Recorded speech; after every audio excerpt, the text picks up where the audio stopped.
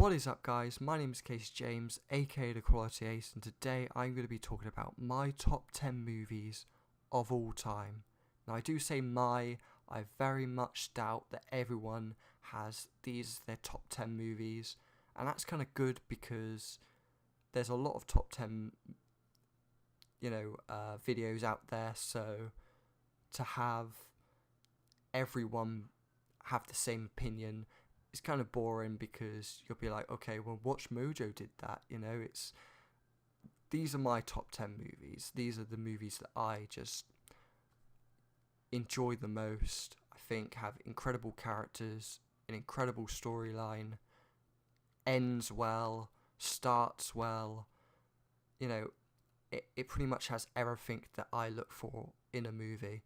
So if you haven't watched any of these movies before, what are you doing? Get Netflix, get something, and watch one of these movies. Watch all of these movies because they're all great films. One film in particular that just came out this year, Infinity War. There's been a lot of spoilers here, but I'm not going to be spoiling any of these films.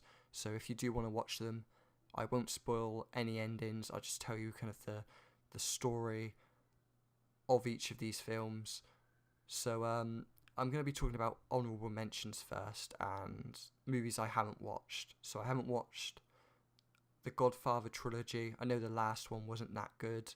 I haven't watched the Schindler's List. I haven't watched Inception. I haven't watched the Matrix trilogy. I haven't watched Saving Private Ryan, or at least I've watched an hour of it, and then I didn't watch the other 2 hours or so. I mean, the Titanic, it's not really a great movie, but it's known as a classic. There's a lot of movies. I have watched some old films, but some films I just haven't been able to find on the internet and haven't pushed myself to be like, okay, I'm going to watch these films. Some other honourable mentions include every one of the Harry Potter films apart from Deathly Hallows Part 2. As you can see, I do have that in my top 10. Star Wars, Lord of the Rings, Deadpool. I've really enjoyed Deadpool. Hot Fuzz, the Cornetto trilogy, really good. But also Rocky, first Rocky. You're probably thinking, why do you have the second Rocky and not the first Rocky? Well, I'll be talking about that in just a second. But let's just go into my first movie on this top 10 list. Number 10, Reservoir Dogs.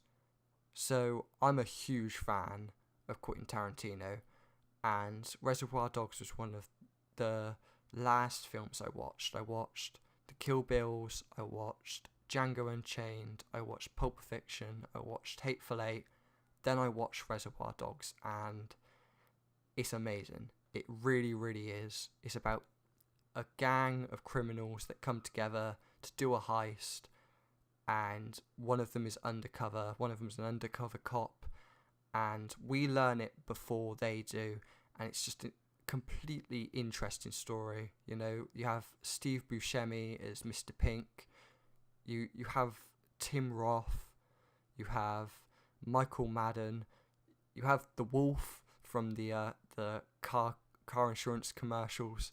It's just such an interesting movie, and honestly, if you haven't watched it and you're a huge Quentin Tarantino fan, go watch it because it's kind of hard to find it on something like Netflix, for example, but when you watch it, you'll want to watch it multiple times. It's such an interesting story with an incredible ending with a Mexican standoff. Won't tell you what happens, you're going to have to find that out for yourself. But that's my number 10 spot, and my number 9 spot goes to Rocky 2. Reason why I prefer this to the first one, there's plenty of reasons. I'm a sucker for a comeback story, and this is an incredible comeback story. If you haven't watched the first Rocky, Rocky and Apollo have a match. This is the rematch, and it's bigger than ever. Apollo has to prove that he can beat Rocky Balboa clean. He can knock him out. He can prove to everyone that Rocky Balboa is a nobody. And Rocky is kind of in this fix with, okay, well, he's still having the relationship with Adrian, He's having a kid. He's getting married. He does a terrible commercial. It's amazing. I mean, I can see why a lot of people would prefer the first one. And to be fair, the first one has a better story, but the second one I kind of prefer it like Shrek 2 to Shrek. You know, it has more diverse characters, it has more interesting characters. Mickey shines incredibly well in this movie. His monologue in the church is one of the best moments. Also, the actual fight I think is a bit more interesting. The fact that they both box, and I won't obviously spoil who wins, but it's a huge story. One of Sylvester Stallone's most iconic characters in Rocky Balboa, and it definitely deserves a spot on my top 10 list. Number 8, Monsters Inc., the best Pixar movie. I don't care what people say. I mean, Pixar, you could make a top 10 list for Pixar movies alone, because Pixar is the best at making kid/family movies. You can watch it as a kid, as a baby, as a teen, as an elderly, as whatever, because they have incredible moments. It's obviously they are with Disney, but Disney kind of shovel music in between scenes. Pixar just says, no, we're going to do an incredible story with some emotional moments, and it is emotional at some points. It's also one of the first, if not the first, Pixar movie I watched. You know, Sully and Mike, their relationship, it's so awesome. It's one of the best relationships, friendships even, in the Pixar universe. Boo is amazing, and the door scenes, the scenes with them going through the door, is still to this day one of my best moments in movies. Like, I cannot get over how amazing that is. It's definitely the highlight of that film. Go watch it. Incredible film. That is number 8. Number 7 goes to Pulp Fiction. So this is the best Quentin Tarantino movie. It's not the first, but it is the best, in my opinion. So, the reason why I think I prefer this to Reservoir Dogs, firstly, the cast is amazing. You have Bruce Willis, you have Uma Thurman, you have John Travolta, Samuel Jackson, you know, just to name a few. It's an incredible story, and you can't really say much else. I feel like a lot of people have seen Pulp Fiction, and if you haven't, you've got to. It's one of those films that, you know, it's kind of like Shawshank, Titanic. They're old classic films that you have to watch before you die because everyone talks about them. The big thing in this film is what's in the briefcase. I personally don't know what it is. Apparently the actors just said it was a light, so I guess it's just a light. I don't know.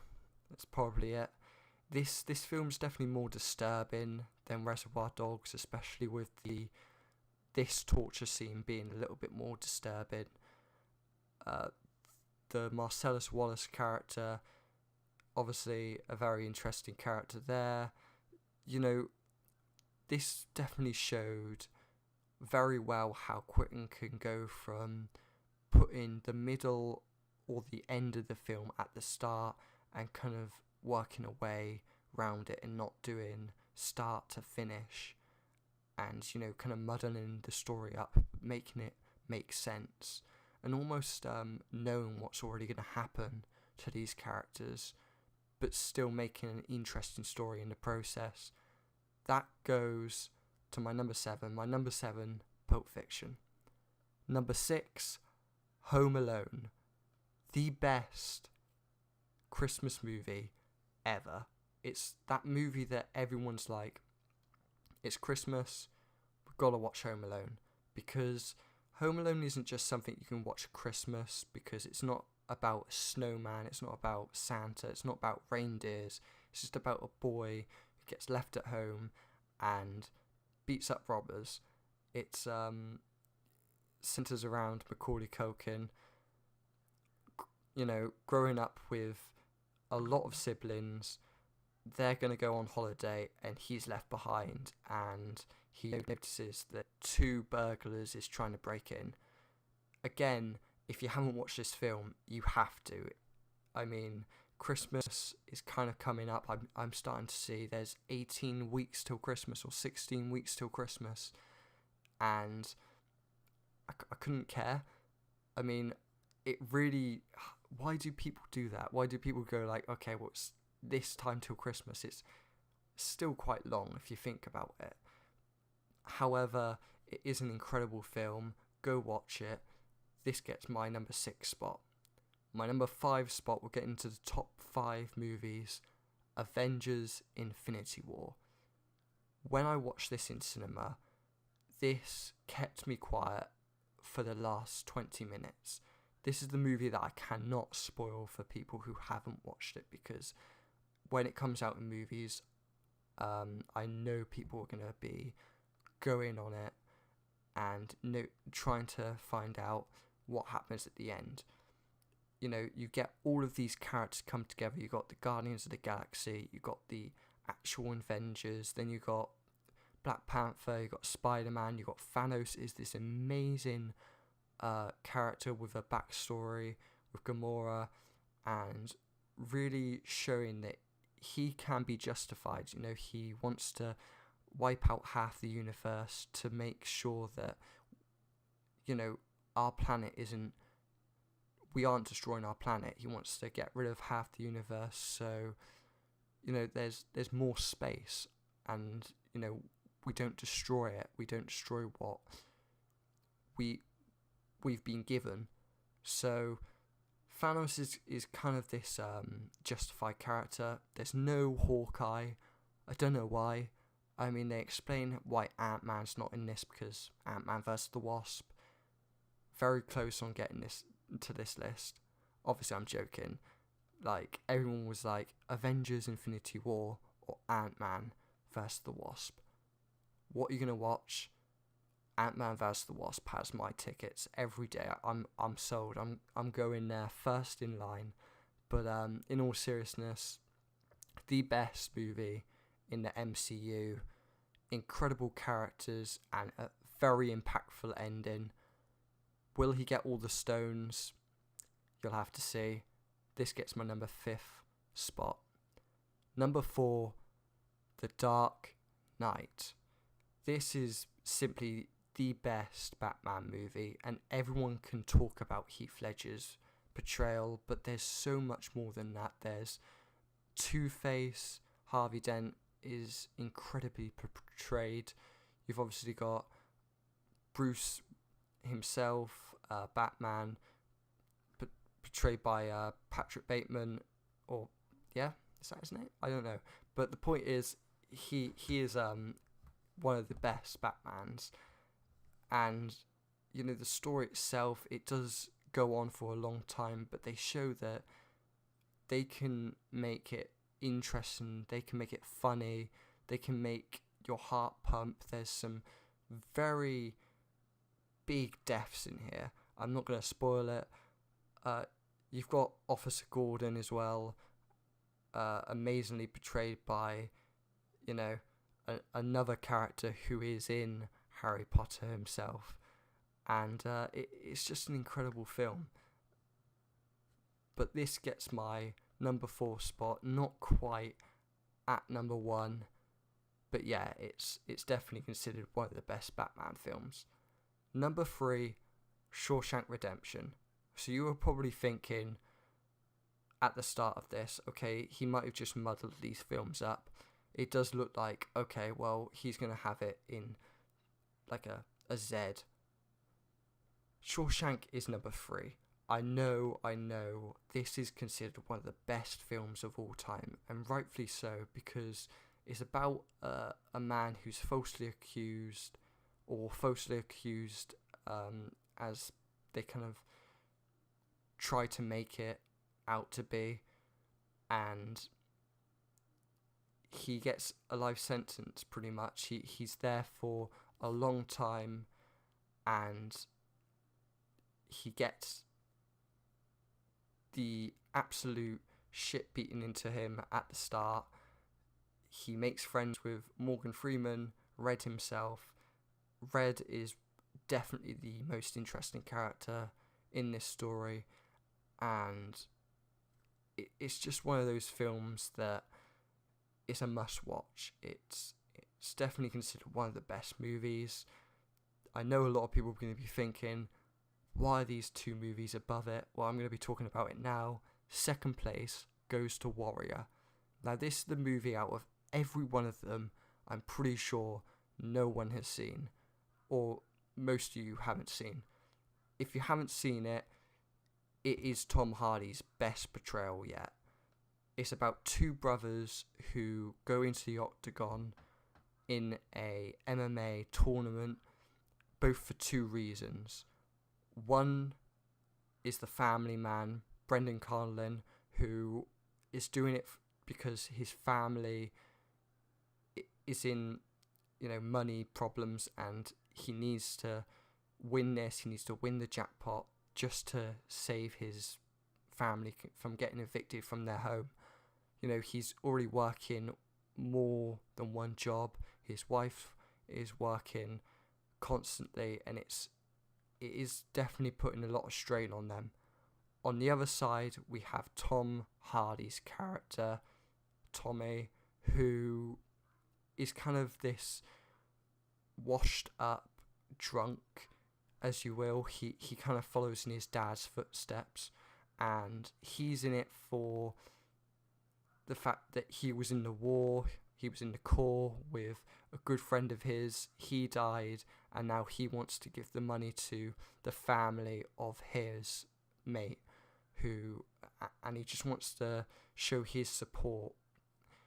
So these two both get in the tournament. I'm not going to say what happens, but they do end up fighting each other, and it is an absolute slugfest. It's a lot of films haven't been able to make me cry. This film has made me cry pretty much every time I've watched it. I've only watched it about 5 or 6 times. Last time I watched it, I didn't cry, so I'm glad of that. But it's one of those films that, especially if you're into boxing, if you're into MMA, if you're into fighting films, you'll definitely be into it. Incredible characters, such an impactful ending. These brothers have been split because their dad is suffering with drinking problems. He is in this film. He gets the help. He doesn't suffer with drinking problems anymore, but you can see he does struggle with it. He still goes to these meetings. He prides himself on saying, okay, well, I haven't had a drink in ages. He trains one of the brothers, Tommy, and it's just such an amazing film. But it's not my number one film of all time. That goes to Harry Potter and the Deathly Hallows Part 2.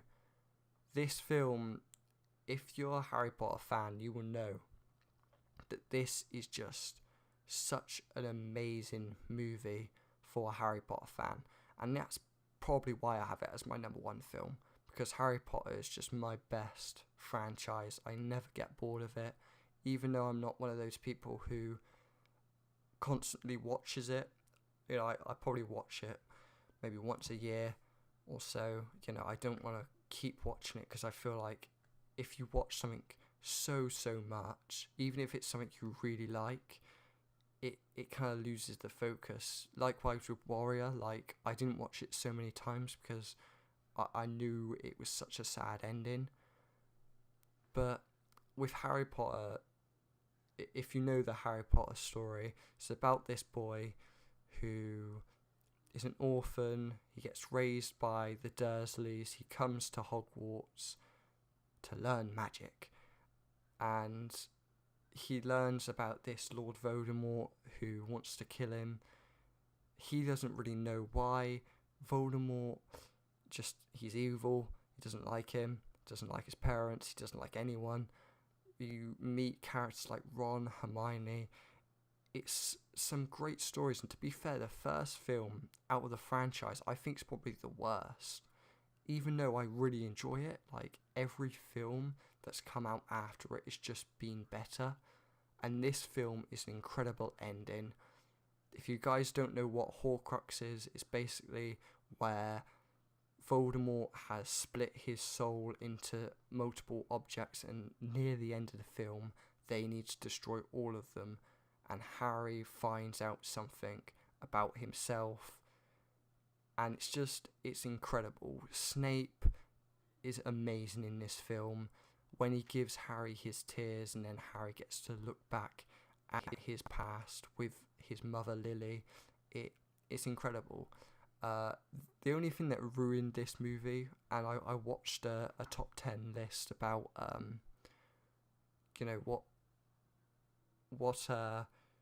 what things Harry Potter has made plot holes for. Harry Potter doesn't have the same eyes as Lily. They have different colour eyes, and that really annoyed me, because every time I watch it now, it's like they don't have the same colour eye though. But personally, these are my top 10 movies. There's a lot of movies that can be considered as amazing. If you guys enjoyed this, please leave a thumbs up. Subscribe if you're new. I might even make a top 10 worst movies of all time, because I have made one on my phone. This has been Quality Ace. I'll see you soon.